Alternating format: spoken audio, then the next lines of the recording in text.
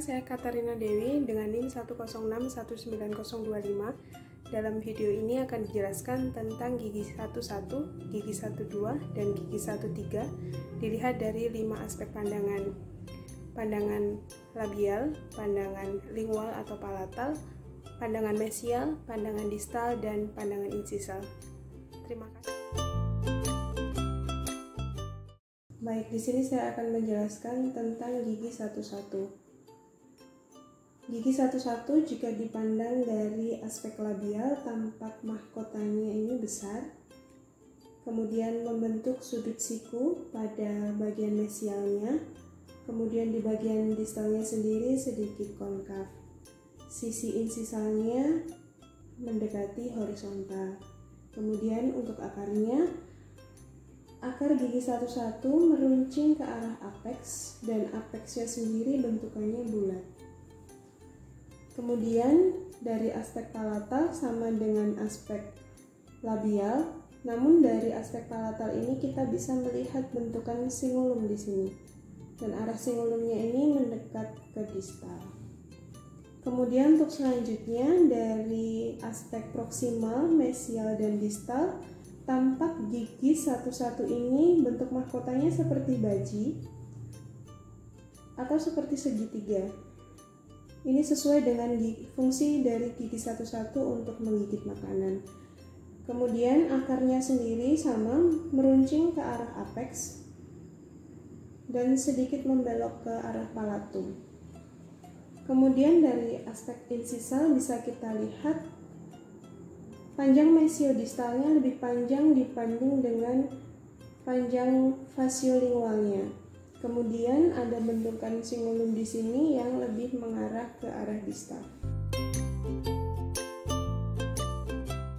Selanjutnya kita akan melihat gigi 12. Dilihat dari aspek labial, gigi 12 di bagian mesial ini lebih membulat.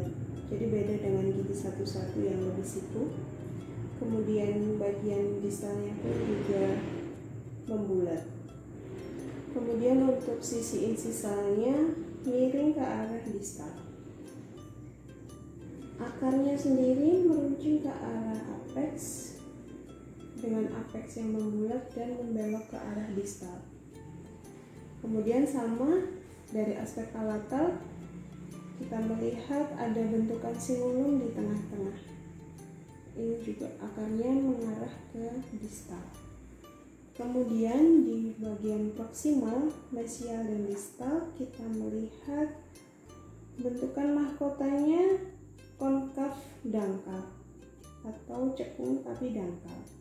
Kemudian arah akarnya semakin mengecil ke arah apeks dan membelok ke arah labial.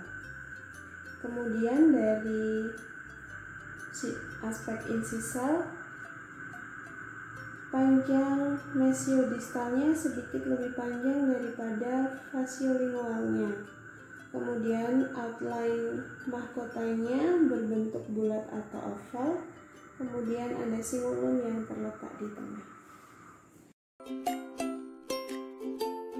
Untuk selanjutnya kita akan melihat gigi 13.